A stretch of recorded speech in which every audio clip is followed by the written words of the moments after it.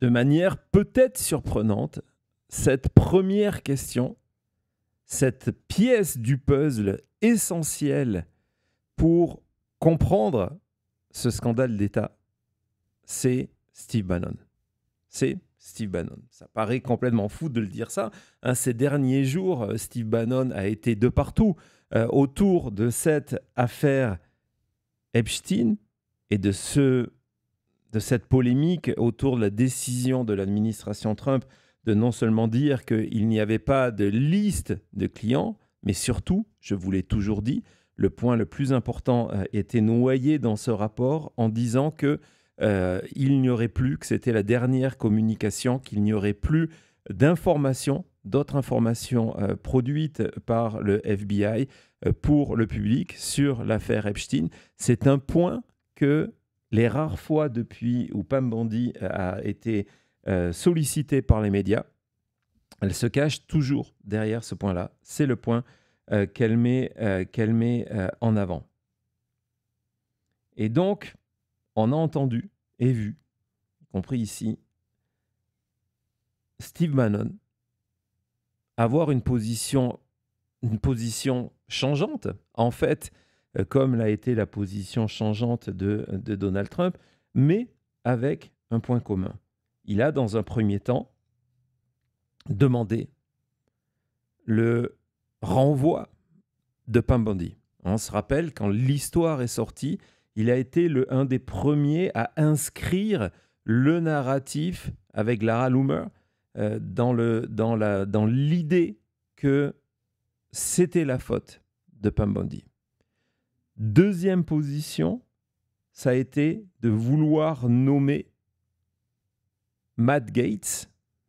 Il est le premier, avec Lara Loomer, encore une fois, à parler de l'idée de nommer Matt Gaetz pour venir s'occuper de ce dossier dans le cadre d'un rôle de procureur spécial. Et troisièmement, et c'est désormais sa constance depuis le 15 juillet.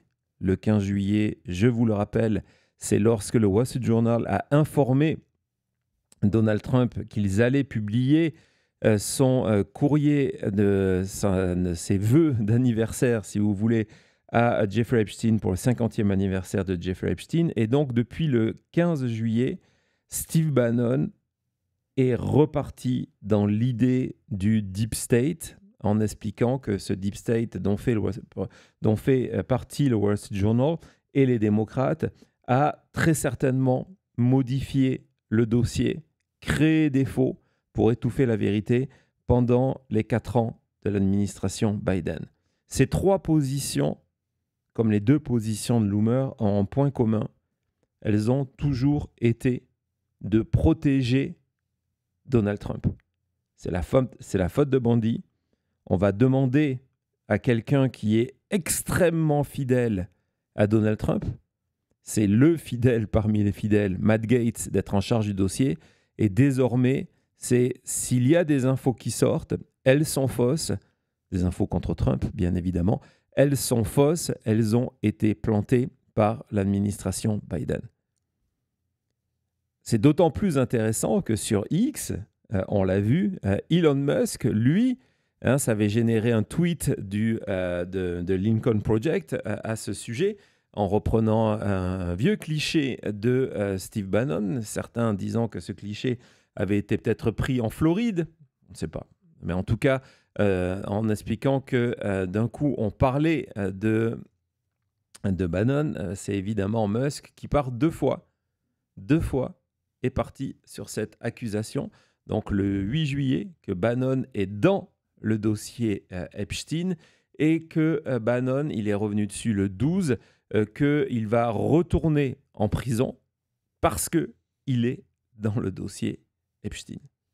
Donc ces dernières 12 jours, 13 jours, Bannon a été un des acteurs de cette polémique, on va dire, avec l'idée de protéger Trump. Mais il y a une autre histoire qui lie directement Bannon à Jeffrey Epstein.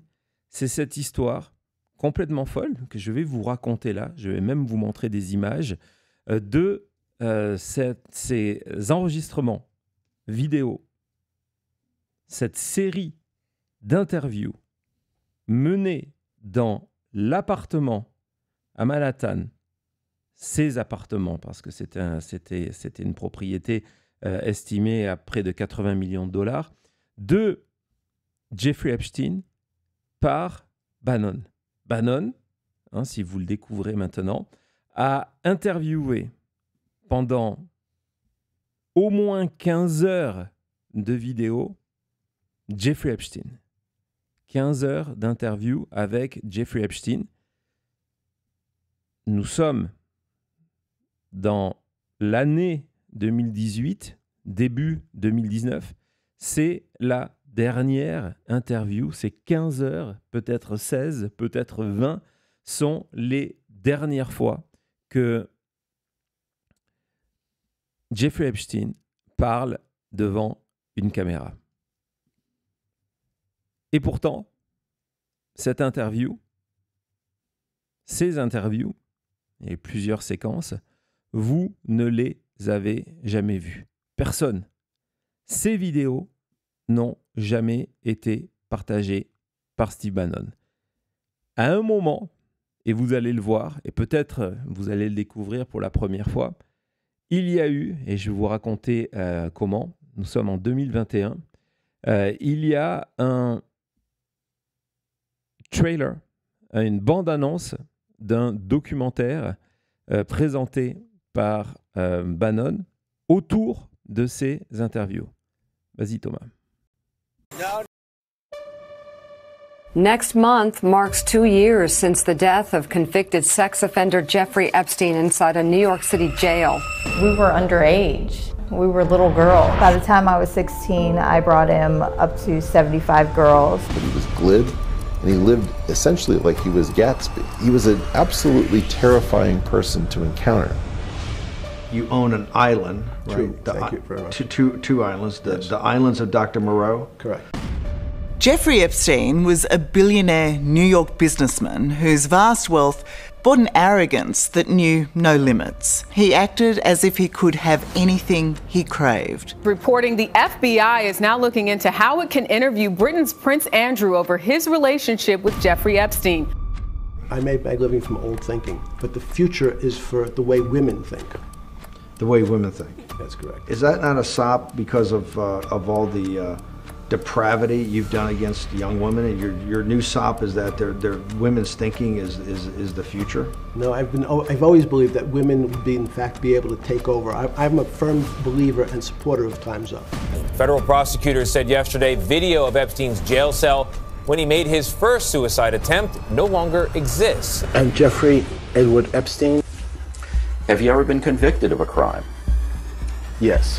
Epstein got away with his crimes because nearly every element of society allowed him to get away with them. This morning, we're learning new details of the exact cause of death of former registered sex offender and financier Jeffrey Epstein. The greatest threat to people put in solitary confinement is they try to kill themselves. Imagine that. You're only in a room for 24 hours, you start to go crazy.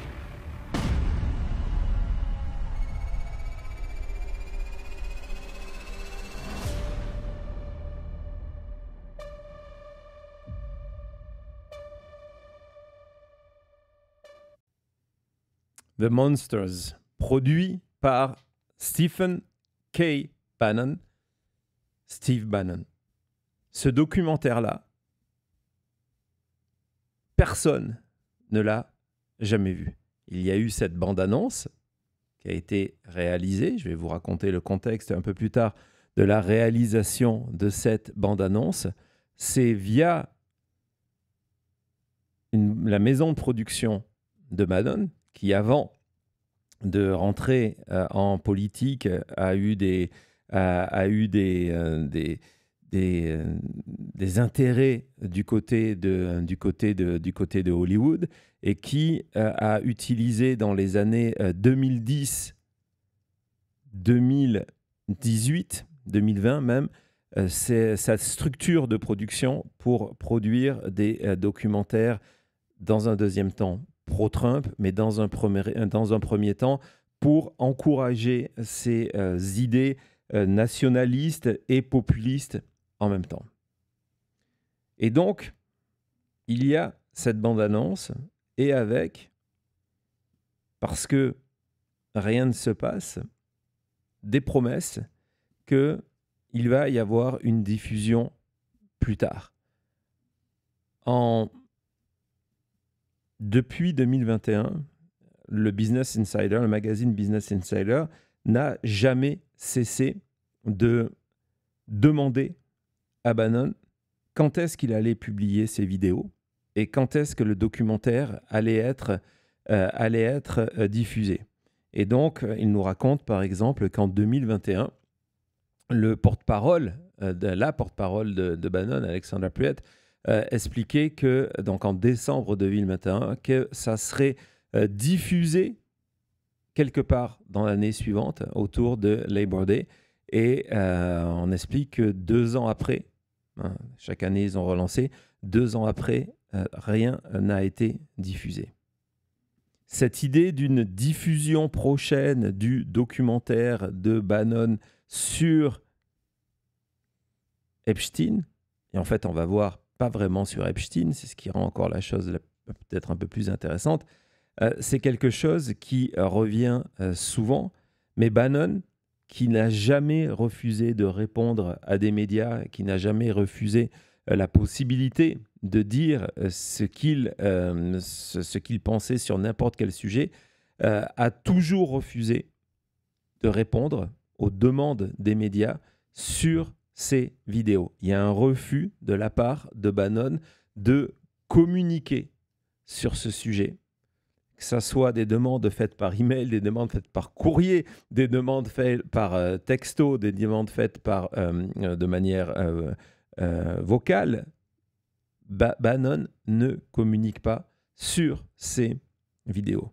Il y a quelques jours, lorsqu'il était du côté de la Floride pour la convention Turning Point et qu'il répondait justement, on vous a déjà montré des extraits, à certaines questions de supporters de Donald Trump par rapport au dossier Epstein, il y a un des membres de l'Assemblée, une des personnes qui participait à ces conférences, membre du public, qui est venu lui poser la question.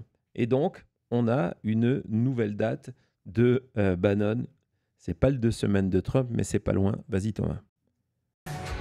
Steve, big fan of your show. Just want to ask, in 2019, you did an interview with Jeffrey Epstein for a documentary you're making called Monsters. That interview never came out. Would you be willing to release that footage, and why hasn't the footage been released already? We're going to release the film, the 5-part series, next year, early next year. Yeah. You're going to see it. And by the way, the entire thing is how the elites in the intelligence services are inextricably linked with, it's what Tucker said last night.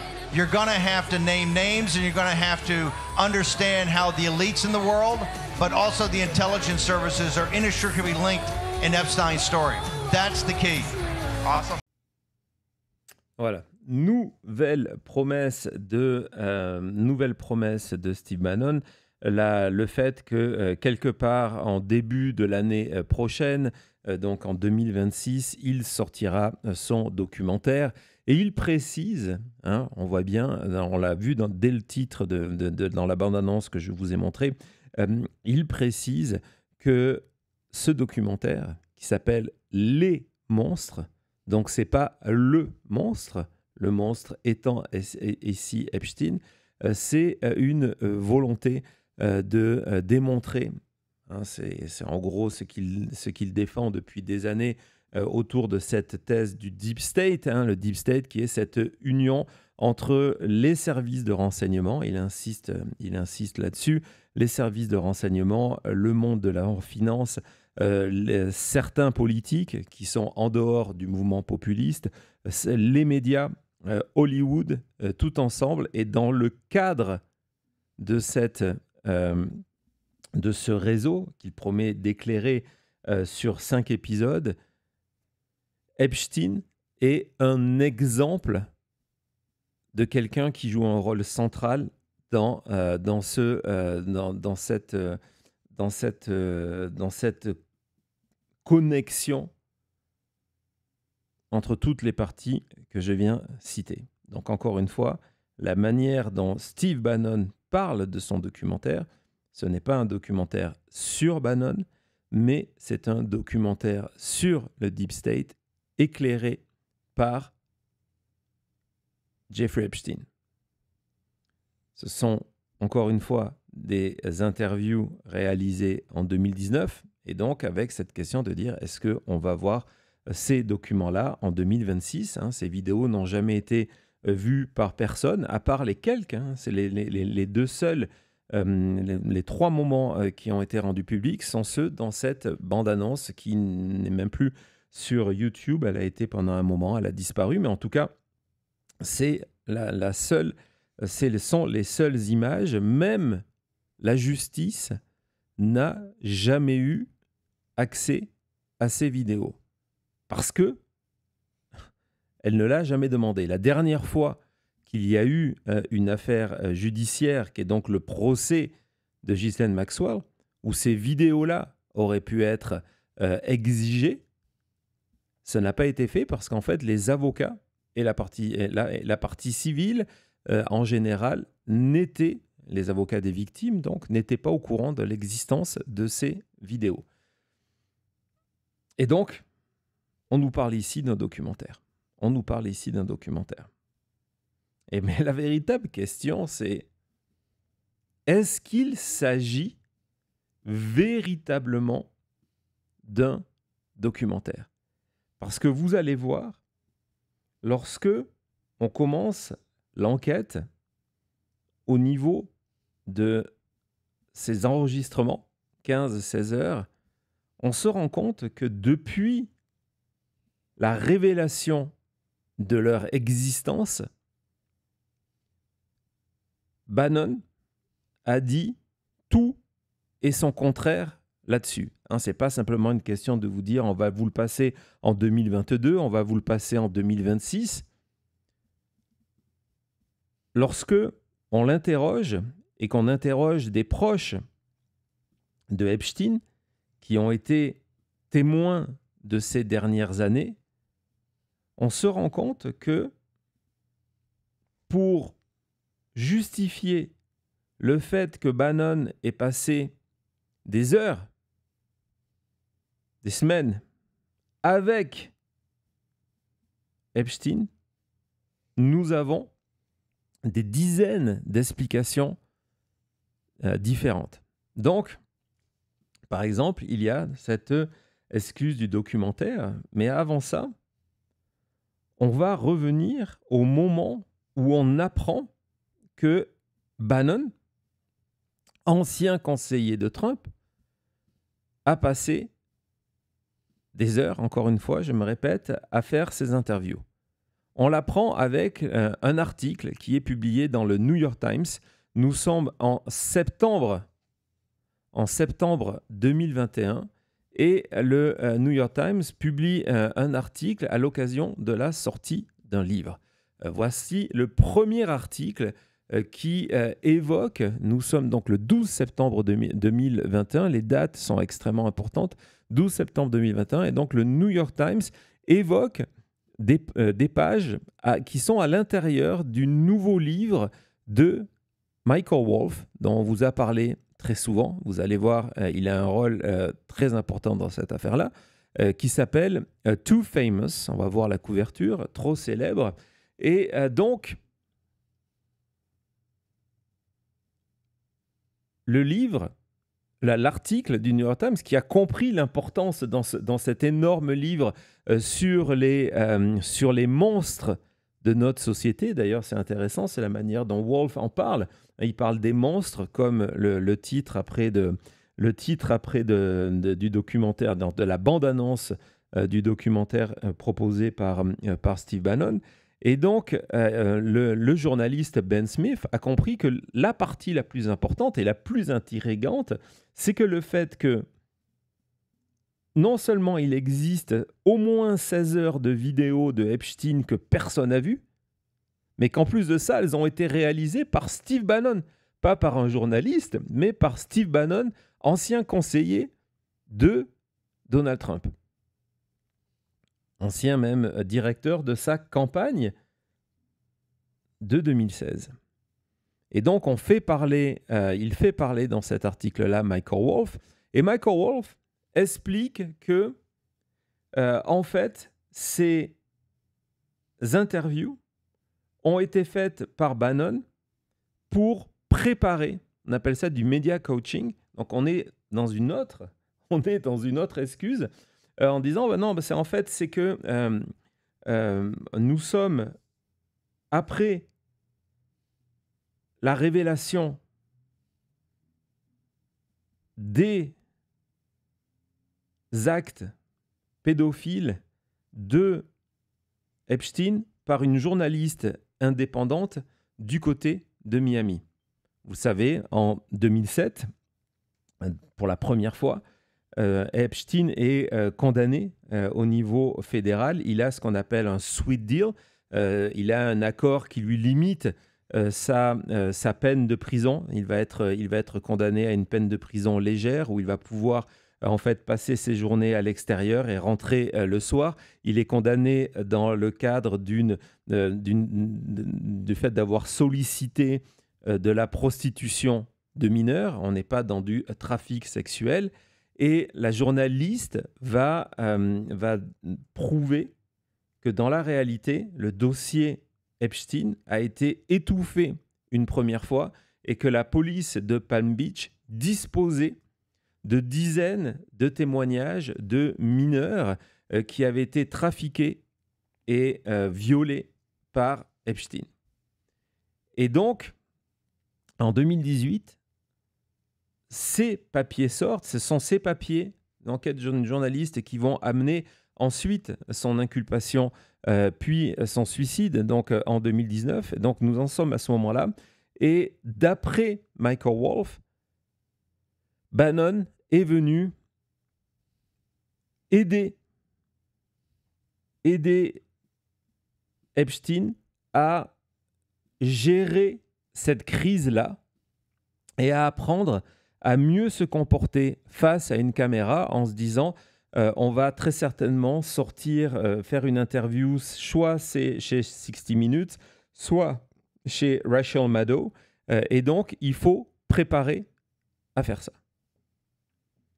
Et quand le journaliste de New York Times demande à Bannon si effectivement son boulot était de coacher, de préparer Epstein, Bannon dit non, c'est complètement faux. J'étais là pour faire un documentaire de plusieurs heures, etc., etc. C'est à ce moment-là que l'excuse du documentaire est faite. Et donc, de septembre à octobre 2021, il y a un intérêt grandissant pour ce fameux documentaire que personne n'a jamais vu et dont les personnes proches de l'entourage de Bannon d'Epstein ne croient absolument pas. On ne croit pas à cette excuse du documentaire. On va voir les différentes citations de proches de Bannon entre dans une interview de Rolling Stone. Non, c'est pas ça, Thomas, c'est par rapport au documentaire, s'il te plaît. Voilà. Donc, cette explication, elle est considérée comme étant n'importe quoi. N'importe quoi de la part de plusieurs personnes qui ont passé du temps avec Bannon et avec Epstein au moment où cette histoire se déroule, en disant non, c'est absolument pas vrai. En plus de ça, la personnalité de Epstein aurait fait qu'il s'en serait vanté à son entourage qu'il préparait un documentaire.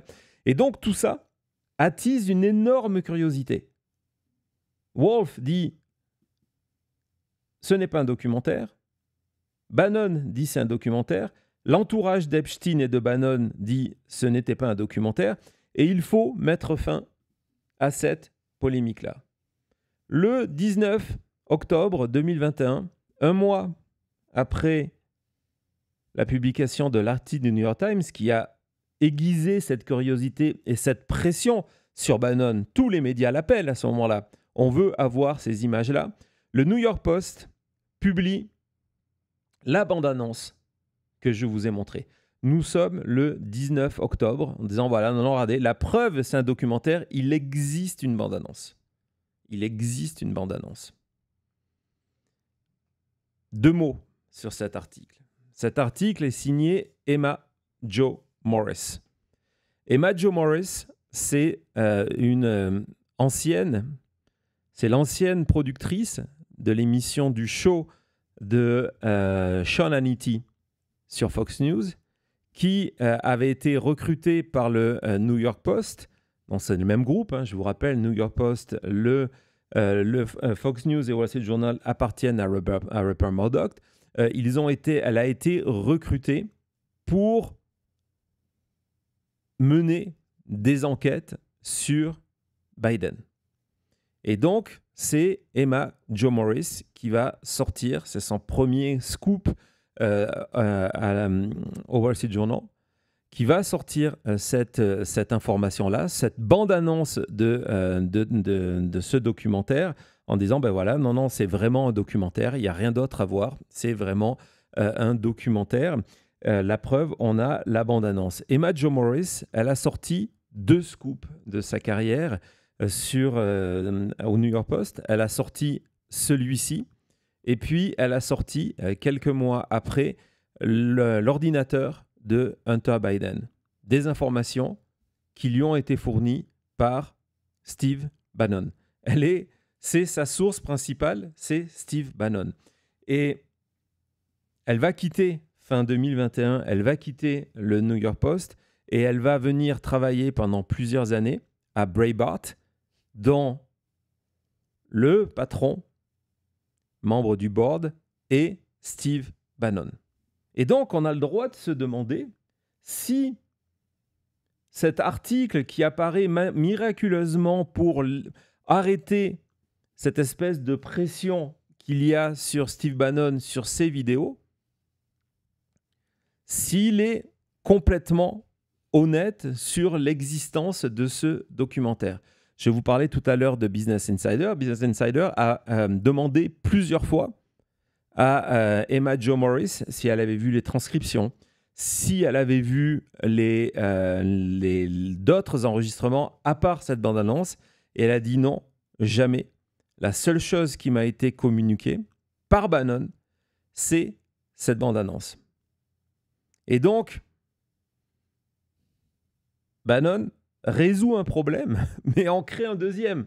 Le deuxième, c'est, on est en 2021, et ce fameux documentaire ne sort pas. Et donc, à partir de là, on vient lui demander en permanence quand est-ce que ce documentaire va sortir. Il refuse de répondre, et donc on est obligé d'aller poser des questions à son entourage, et là, on nous invente, du moins on met en avant, de nouvelles raisons. Non, c'était pas un documentaire, c'était pas du training vidéo, c'était pour mettre en avant le fait que Epstein était un membre des services de renseignement. On voit comment en 2025, ce narratif est réutilisé à nouveau. Et donc, c'était un intermédiaire et Bannon souhaitait utiliser Epstein comme source pour enquêter dans ces milieux du renseignement. Et là, encore une fois, on va voir l'entourage de Bannon et on nous dit non, mais c'est une connerie. C'est pas ça. C'est pas pour ça qu'il est allé enregistrer Epstein. Et Bannon a toujours aimé de jouer à cette image, de dire que lui-même, il faisait partie de la CIA, etc., etc. Alors, du coup, on est allé voir, des journalistes sont allés poser la question au frère Mark Epstein, au frère de Jeffrey Epstein, en disant, est-ce que ces vidéos existent? Est-ce que vous les avez vues? Et la réponse, elle est extrêmement intéressante. Mark Epstein confirme l'existence de ces entretiens. Il explique que jamais Jeffrey Epstein, qui lui partageait des informations sur ces enregistrements, lui a dit que c'était pour un documentaire. Ça n'a jamais été évoqué. Cette idée de documentaire n'a jamais été évoquée par Jeffrey Epstein et par Jeffrey Epstein à Mark Epstein. Mais bon, Mark Epstein, après avoir vu cette bande-annonce, il a quand même une curiosité. Non seulement il explique que c'est son frère, mais il veut vraiment savoir ce qui se passe dedans. Et il rentre en contact avec Epstein, qui lui explique qu'il n'a pas le droit de lui passer parce que ça serait rompre cet accord, ce qu'on appelle le privilege en termes d'avocat, de client-avocat. Donc, c'est ce secret qui unit un avocat à son client. C'est Bannon qui dit ça. C'est Bannon qui dit ça. C'est Bannon qui dit ça. Et ce que dit Mark Epstein, il ne croit pas à cette excuse-là parce qu'il dit, mais Bannon n'est pas avocat. Donc, pourquoi dit-il, je ne peux pas vous montrer ces vidéos parce que sinon, ça me fait rompre ses privilèges, ça me fait rompre mon accord avec Jeffrey Epstein, même s'il est mort. Ça devient extrêmement troublant. Mark Epstein retourne une deuxième fois redemander ces vidéos. Cette fois-ci, Bannon lui parle d'un documentaire et lui dit « J'ai besoin de 6 millions de dollars pour boucler ce documentaire-là ». Il faut savoir que depuis le début des années 2000, Bannon a un accès illimité à des fonds pour produire ces documentaires et au-delà, il a un accès illimité à des fonds parce que Bannon, via une transaction, s'est retrouvé propriétaire d'une partie des droits de la série Seinfeld. Et donc, chaque diffusion lui rapportait de l'argent pendant des années. Et donc, évidemment, Mark Epstein ne croit pas à cette excuse à nouveau. Il relance plusieurs fois Bannon, qui refuse soit de lui répondre, soit de lui remettre ces vidéos, ou en tout cas de lui montrer ces vidéos-là, cette interview, ces 16 heures d'enregistrement avec Jeffrey Epstein. Et c'est là que Wolf revient dans la partie. Il va demander à Bannon, dit « Mais c'est quoi alors? Pourquoi il n'y a pas de documentaire ?» Et là, Bannon sort une nouvelle raison en expliquant qu'il était en train de préparer, d'aider Jeffrey Epstein à se préparer pour ses dépositions. Les dépositions, c'est ce qu'on vous montre, c'est dans le Discovery, entre autres. Donc, c'est de devoir préparer le dossier et répondre à des avocats de la défense ou le procureur, etc., etc. Le problème, c'est que lorsque Bannon fait ses interviews, il n'y a aucune plainte qui existe contre Jeffrey Epstein.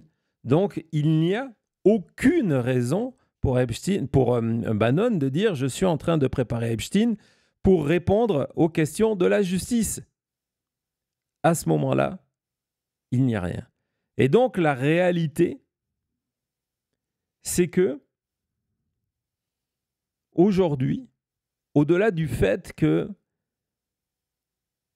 personne n'a jamais vu ces 16 heures d'enregistrement de Epstein, y compris sa famille, vous avez une série d'excuses, quand ce n'est pas de silence, de Bannon pour justifier qu'il n'a pas partagé avec quiconque un document qui reste exceptionnel, quel que soit son contenu, et qu'il possède depuis 2019. On va faire une petite pause et on va tenter de comprendre pourquoi. À tout de suite. Are you still talking about Jeffrey Epstein? This guy's been talked about for years. And are people still talking about this guy, this creep? That is unbelievable.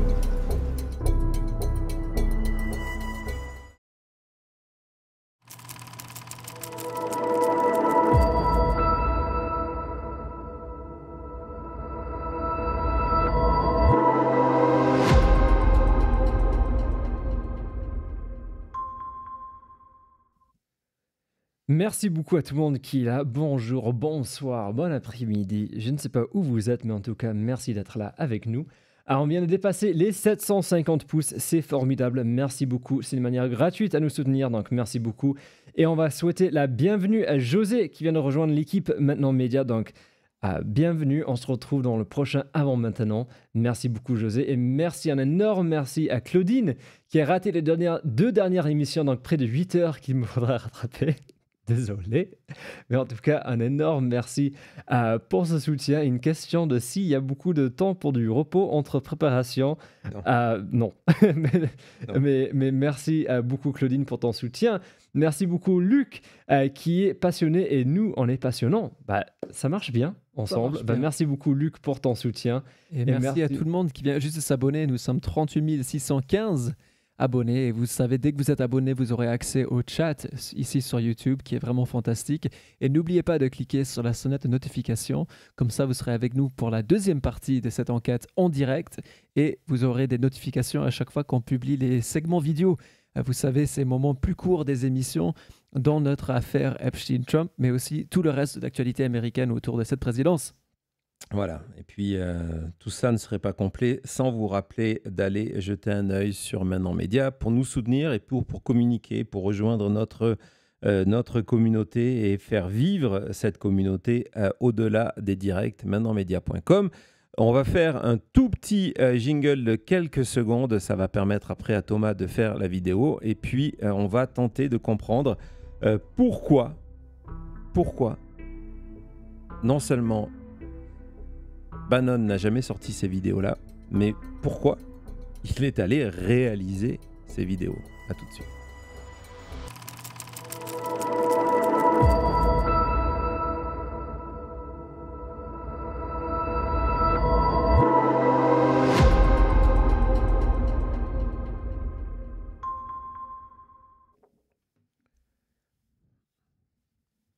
On va revenir en 2018. Je vous le disais, Epstein est dans le cœur de la tempête. Il sort d'un scandale majeur avec cette longue enquête du Miami Herald qui révèle les nombreuses plaintes et qui va interroger des victimes pour la première fois, qui étaient des adolescentes de 12, 13, 14 ans qui ont été violées, non seulement violées par Epstein, mais aussi offertes par Epstein à d'autres personnes. Donc il est au cœur de ce scandale-là et quelque part, c'est un moment où il se divise entre deux lieux, où il ne participe plus à des événements sociaux, évidemment.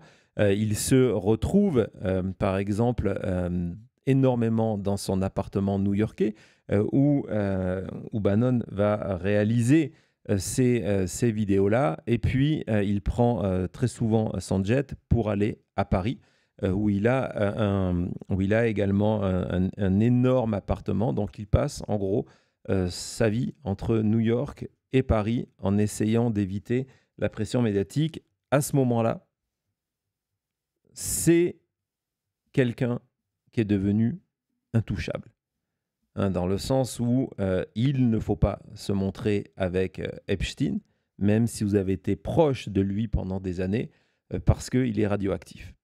Il est radioactif. Et pourtant, Bannon va aller au-devant de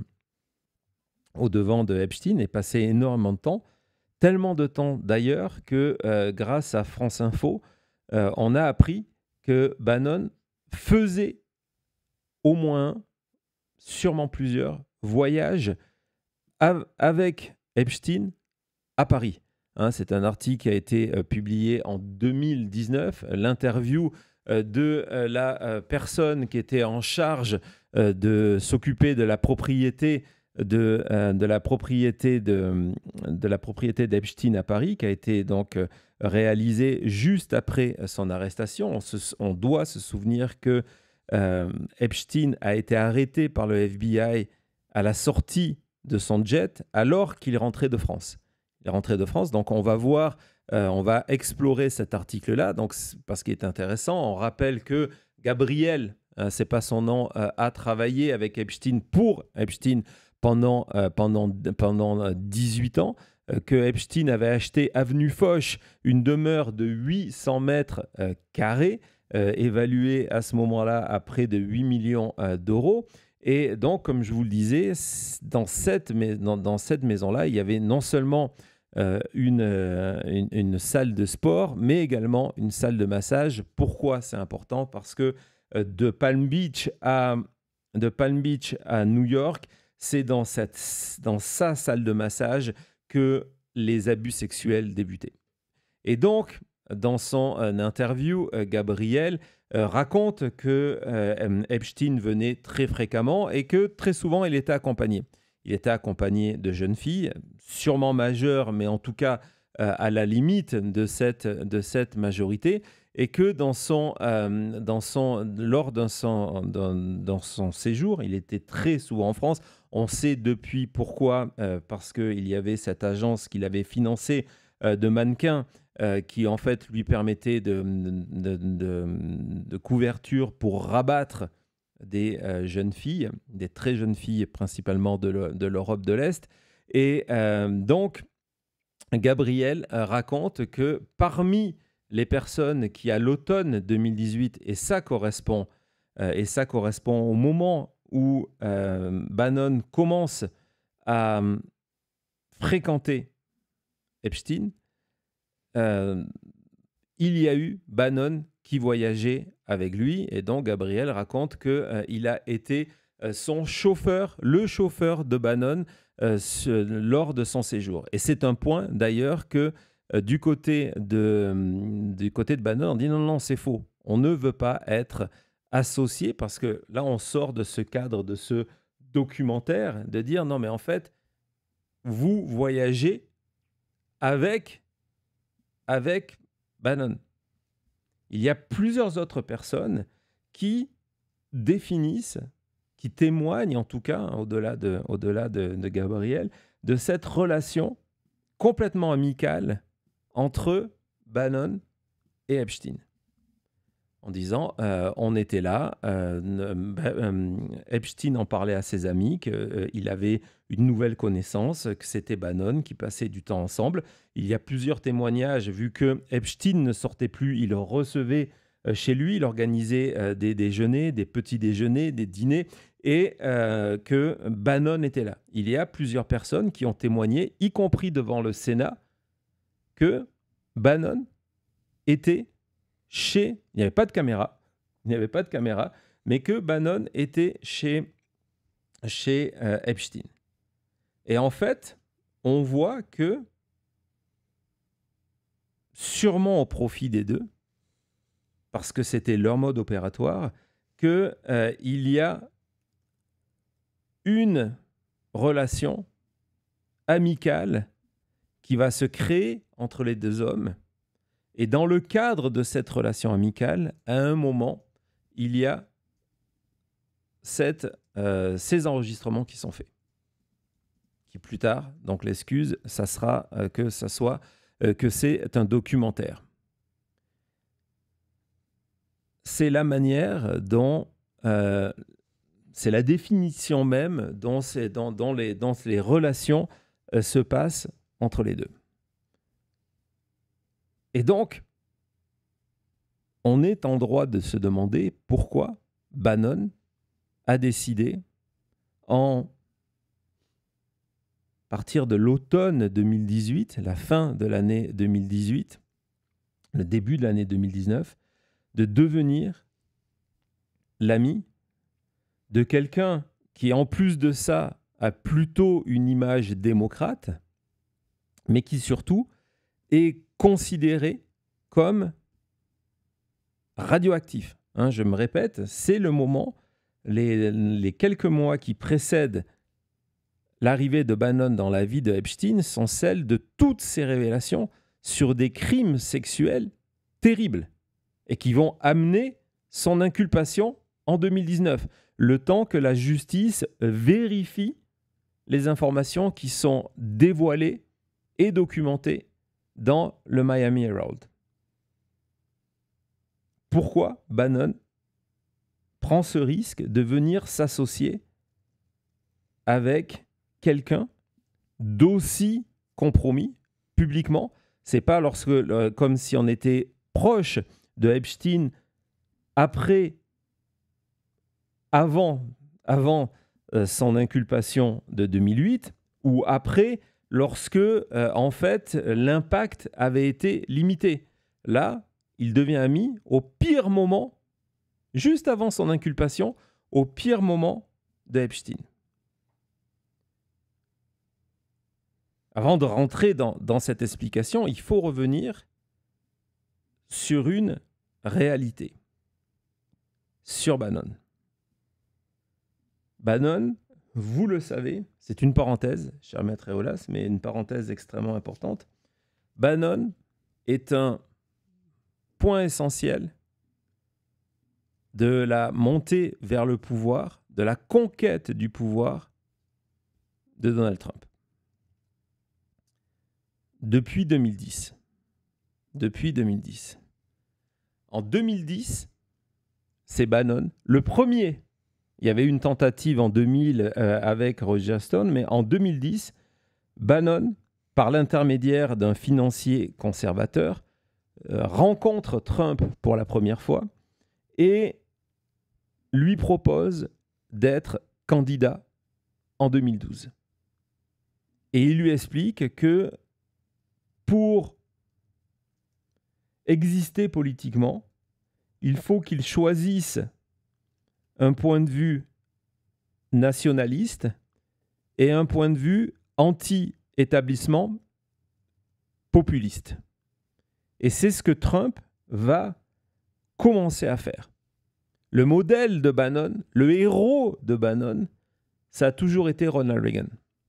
Et il s'est dit, avec Trump, donc Ronald Reagan, ancien comédien, ancien acteur, il s'est dit, avec Trump, c'est la même chose.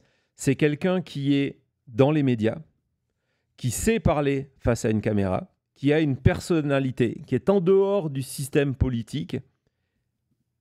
Et Bannon a cette vision-là dès 2010. En 2011, il va passer des heures avec lui à le préparer politiquement pour qu'il se présente. Et il va l'inciter à s'inscrire dans ce mouvement qui est le birthisme, de s'attaquer à Obama sur le fait que Obama est principalement un allié, en disant voilà, en rentrant dans cette catégorie, c'est ce qui va lui permettre d'exister politiquement et de préparer le terrain. En mai 2011, Trump, pour différentes raisons, décide de renoncer à se présenter. Ça sera, il sait que le chemin sera trop compliqué au niveau des républicains. Donc, il ne se présente pas. C'est Mitt Romney qui va se présenter et qui va perdre. Mais justement, la défaite de Romney en 2012, pour Bannon, c'est le signal que maintenant, il faut activer. Il faut activer Trump. Et de 2012 à 2014, ils vont en parler en permanence, les deux. Trump va décrire Bannon comme étant son soulmate, donc quelqu'un qui va le former à tous ces thèmes politiques qui vont lui permettre d'être élu. Et Bannon va offrir quelque chose que Trump adore, c'est qu'il faut que vous compreniez, c'est que lorsque Trump commence à parler de politique, le premier réflexe, c'est se moquer de lui. Tout le monde se moque de Trump. Et Bannon, lui, sans forcément le flatter, le prend au sérieux. Et Bannon est, à ce moment-là, le patron de Breitbart News et va mettre à disposition cette structure. On est au début de l'Internet gratuit et les personnes qui commencent à aller chercher des informations en dehors des médias traditionnels. Et donc Breitbart News, qui est un site de news extrêmement conservatrice, va donner la parole à Trump pour présenter Trump comme quelqu'un avec extrêmement intelligent sur la vision du monde, la vision des États-Unis. Et les articles de Breitbart font que des personnes comme Sean Hannity, qui est proche du groupe Breitbart, encore une fois, on retrouve les mêmes personnes, vont commencer à parler de Trump sur Fox News. Donc c'est vraiment quelqu'un d'extrêmement important dans la carrière politique. C'est lui, c'est l'architecte, c'est lui qui a fabriqué la carrière politique de Donald Trump. Il y a 2016, la victoire de Trump, qui est la victoire de Bannon, parce que c'est sa vision qu'il a commencé à afficher dès 2010. 2010, on est 6 ans plus tard, qui permet à Trump d'accéder à la Maison-Blanche. Bannon était le directeur de sa campagne. En 2017, le 20 janvier 2017, Trump devient président. Bannon le suit à la Maison-Blanche et devient son conseiller. Mais à ce moment-là, nous ne sommes pas dans l'administration Trump 1. Il y a des personnes extrêmement influentes, ces fameux adultes dans la pièce, qui ont l'oreille de Trump et qui vont parler à Trump des excès de Bannon et du fait que Bannon n'est pas quelqu'un à qui il faut faire confiance. Et en août 2018, le 19 août 2018, Bannon est renvoyé, démissionne. Il démissionne de la Maison-Blanche. Trump fait un email, un tweet assez sympa pour le remercier de son service. Et l'histoire aurait dû s'arrêter là. Mais l'histoire ne s'arrête pas là. En janvier 2019, un journaliste, Michael Wolff, encore lui, publie un livre qui s'appelle Fire and Fury. C'est un livre qui va se vendre à plus de 5 millions d'exemplaires. C'est un des plus gros succès d'édition de ces derniers temps. Et la source de Michael Wolff sur tous les travers de Donald Trump à la Maison-Blanche, c'est Steve Bannon, qui parle en off et en on. Il fait des interviews où il balance. C'est là qu'on apprend que certains ministres de Trump l'appellent stupide. Vous imaginez Donald Trump qui a toujours voulu mettre en avant son génie. Il se retrouve humilié par Bannon. En fait, on comprend ce qui s'est passé, c'est qu'une fois que Bannon a été viré et qu'il a vécu ce renvoi comme une trahison, après tout, c'est lui qui a fait le président, il a commencé à balancer sur Trump au moment de la publication de ce livre-là. Et ce livre-là va faire que Trump va rentrer, en parlant de Fury, dans une fureur historique. Il va publier d'abord, de manière officielle, ce qu'on appelle un statement, une déclaration du président des États-Unis. On va la voir. Donc, vous voyez, on est le 3 janvier 2018 et il poste donc cette déclaration officielle sur Stephen Bannon. Ça n'existe pas, ça n'aura été jamais fait et ça ne sera plus jamais fait. Où là, il attaque en disant « Stephen Bannon n'a rien à voir avec moi ou ma présidence. Lorsqu'il a été viré, il n'a pas simplement perdu son boulot, mais il a perdu la tête. Steve était un staffer. Staffer, c'est un employé. Hein, c'est quelqu'un qui est même pas, qui a aucune responsabilité, qui est tout en bas de la hiérarchie. Donc un employé qui a travaillé avec moi une fois que j'avais déjà gagné. Donc on oublie ce qui s'est passé entre 2000 et 2016 et en expliquant que donc maintenant il est on his own, il est tout seul, il n'y a plus personne qui doit le soutenir, plus personne qui doit le faire travailler. Steve va apprendre que gagner ce n'est pas facile et donc en 4 paragraphes, vous le voyez, il dégomme Steve Bannon de manière officielle, le président des États-Unis. Et comme si ça ne suffisait pas, évidemment, à ce moment-là, il n'y a pas Truth Social, il y a Twitter. Il va sur Twitter et il en remet pas une couche, pas 2 couches, 3 couches, en créant un nouveau surnom pour Steve Bannon. Et vous vous en souvenez sûrement si vous avez suivi l'actualité à ce moment-là, en le traitant de Sloppy Steve, hein, Steve le dégueu, le gros dégueu, parce qu'il y a des photos de Steve Bannon avec ses 4-5 chemises, le cheveu gras, des boutons sur le visage. Et donc, Trump va, en 3 tweets, détruire Steve Bannon sur les réseaux. Donc là, on voit qu'il attaque et donc lui fait encore une formidable publicité Michael Wolff. Mais dans le texte, encore une fois, en expliquant qu'il a utilisé Sloppy Steve Bannon qui a pleuré quand je l'ai viré, a imploré, beg, on l'imagine à genoux, pour avoir son boulot. Maintenant, Sloppy Steve a été viré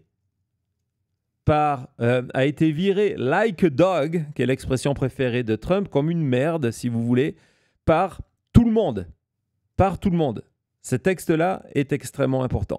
On va voir le dernier tweet. Il y a 3 tweets sur le sujet en disant que voilà un groupe qui avait employé The Mercer Family, qui est une des familles qui a versé avant Elon Musk, qui a financé le plus la campagne de Donald Trump et le mouvement conservateur aux États-Unis, et donc qui avait engagé Steve Bannon en expliquant qu'eux aussi venaient de virer Sloppy Steve Bannon. Pourquoi je vous raconte ça? Parce que c'est extrêmement intéressant. D'un côté, vous avez quelqu'un, à cause de ses actes odieux contre ces jeunes filles, qui est au banc de la société à New York, qui est radioactif, et de l'autre, vous avez quelqu'un qui, politiquement, et c'est toute sa vie, vient d'être exécuté par Donald Trump. Il vient de le mettre au banc de la société politique en disant plus personne, on a vu dans le mail, tout le monde doit le virer, il n'y a plus personne doit le faire travailler, c'est terminé. Il m'a trahi, Steve Bannon, Sloppy Steve et de l'histoire ancienne. Et donc, la question se pose, pourquoi quelqu'un qui vient d'être humilié, qui s'est déjà vengé dans un premier temps en aidant Michael Wolff pour son livre Fire and Fury, pourquoi cette personne qui est donc humiliée, rejetée par Trump, qui n'a plus d'existence politique, va décider de se rapprocher de cet autre banni de la société? Je vous donne une explication tout de suite.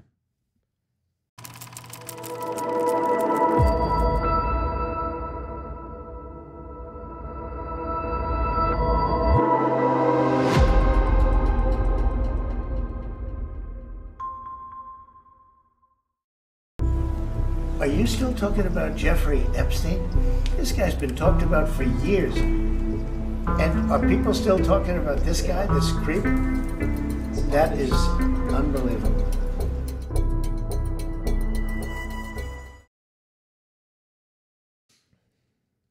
Je vais pas le dire, mais pour l'instant, c'est complètement fou. Et il y a beaucoup de commentaires dans le chat avec lesquels je suis vraiment d'accord, mais bon, on va pas les mettre en avant. Hein. Mais en tout cas, merci beaucoup à tout le monde. On s'approche des 900 pouces. Vous êtes formidables. Merci beaucoup. Et je vois, on va commencer avec Marie-Claude. Merci beaucoup. Merci Marie-Claude. Si tu as encore du popcorn, va te refaire un plein, Marie-Claude. Ouais, va te refaire un plein, parce que là, c'est pas fini. Non, et puis c'est que la première partie de notre première partie. Voilà. Oui, c'est la parenthèse dans la parenthèse de la parenthèse. On peut dire avec Trump que c'est les babouches que d'or. En tout cas, merci beaucoup Marie pour ton soutien, émission après émission, toujours là, toujours fidèle. Merci beaucoup. Et je vois que notre compteur, il compte. C'est l'essentiel. Merci beaucoup. On augmente les chiffres. On est à 38 620. Continuez comme ça. Continuez comme ça. Merci beaucoup. Oui, merci. Nous sommes plus de 3600 en direct. Donc, si vous nous regardez sur X, venez sur YouTube, abonnez-vous, cliquez sur cette notification. Vous aurez accès directement à notre chat sur YouTube et accès à toutes nos vidéos et nos éditions spéciales en direct. Ben voilà, tout est dit. Puis n'oubliez pas, maintentmentmedia.com. Petit jingle et on se retrouve tout de suite. Are you still talking about Jeffrey Epstein? This guy's been talked about for years. And are people still talking about this guy, this creep? That is unbelievable.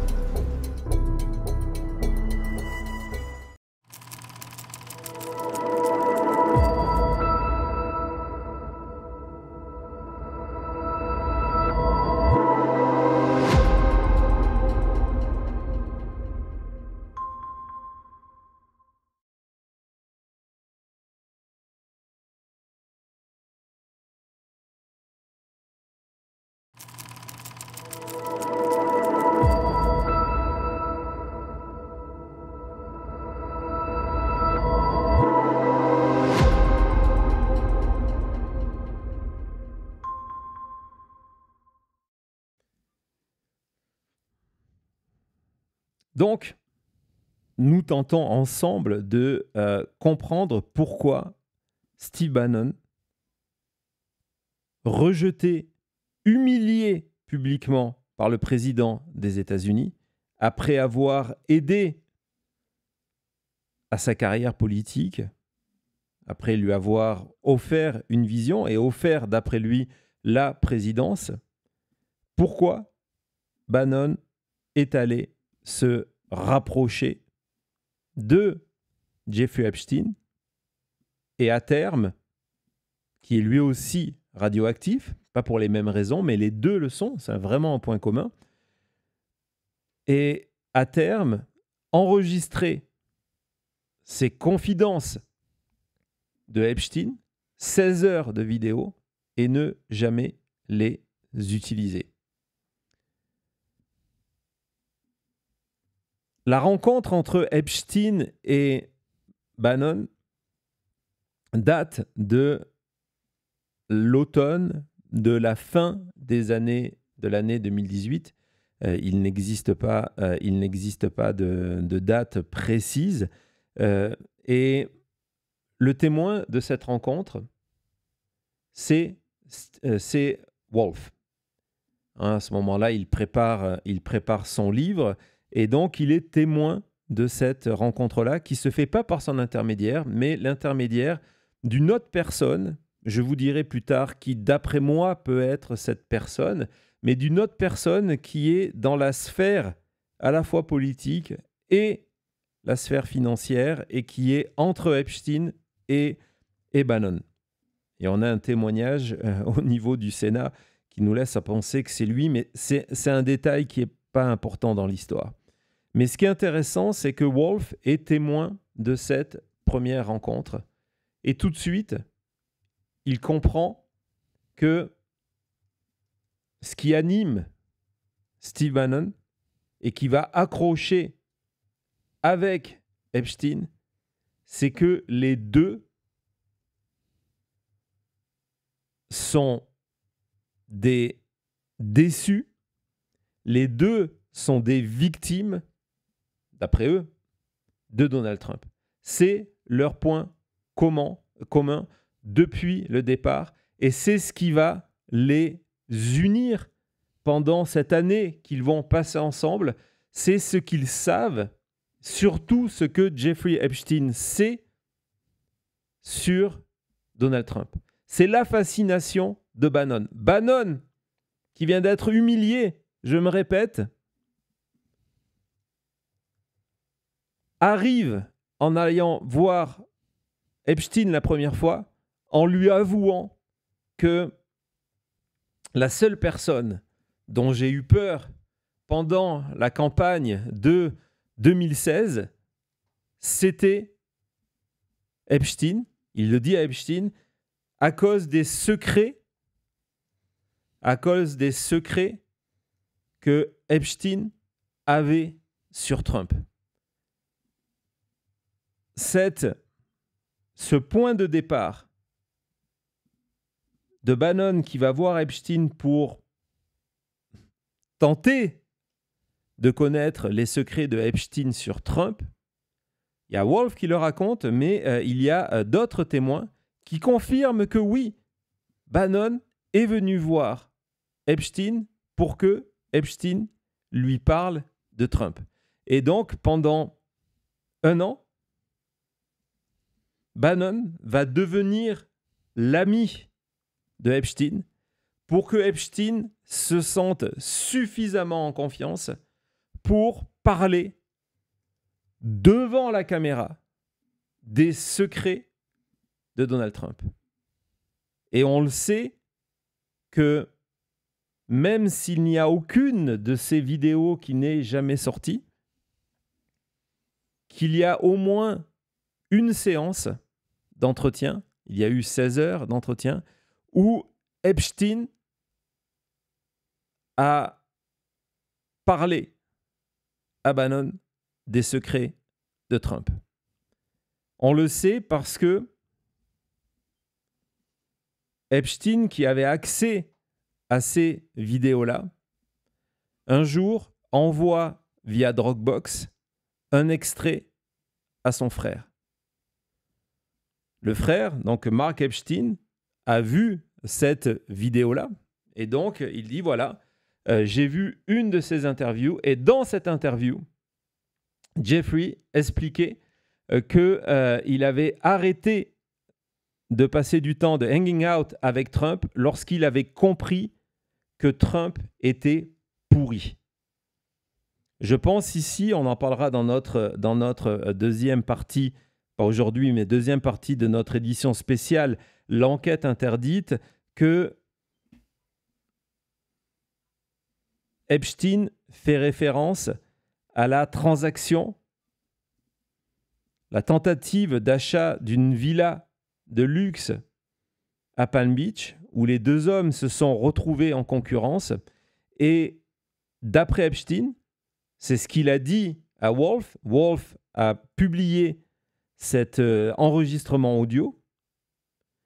Epstein a dit qu'en fait, il était persuadé que Trump, à ce moment-là, pour cette transaction de plus de 40 millions de dollars, alors qu'il était au bord de la faillite, que Trump n'avait pas utilisé son argent, mais de l'argent lié aux oligarches russes et particulièrement à un oligarche proche de Poutine. C'est l'idée de Epstein, le fait que Trump a des relations financières troubles avec les Russes. Dans tous les cas, cet extrait qu'il envoie à son frère est la première forme d'une attaque personnelle de Epstein sur Trump, en disant, voilà, j'ai arrêté de passer du temps avec lui parce que c'est un pourri. Et crook, ici, peut être vraiment pris dans le sens des affaires. Bannon a obtenu ce qu'il veut. Il a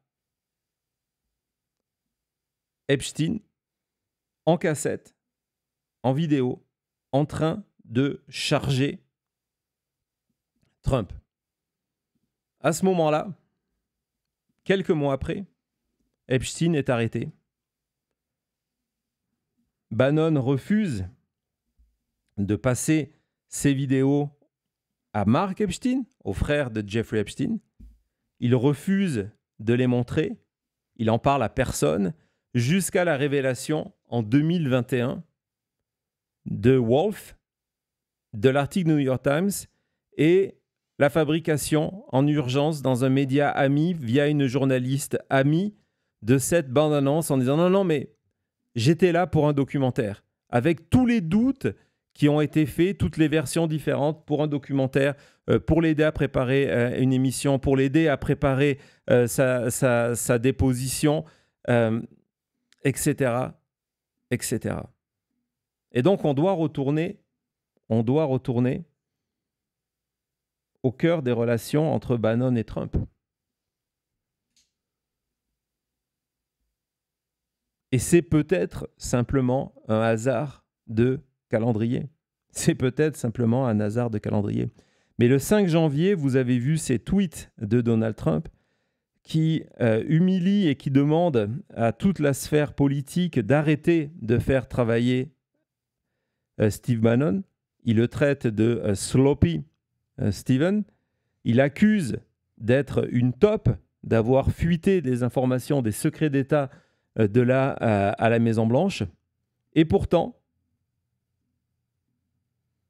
en 2019, les deux hommes décident de se rencontrer, de se reparler et de se rapprocher.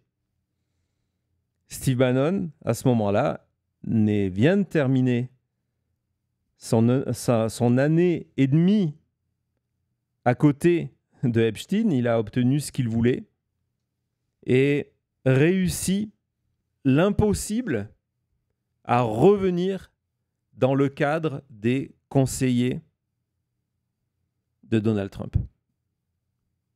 Est-ce que le fait que Bannon possède en 2019 et aujourd'hui en 2026 ces enregistrements de Epstein en train de parler de Trump a facilité, a créé ce retour?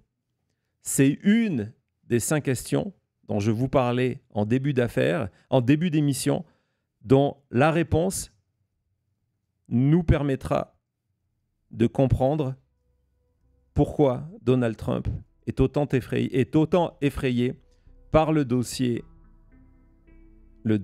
Epstein. Il y a un autre aspect, on va parler d'argent, et c'est tout de suite.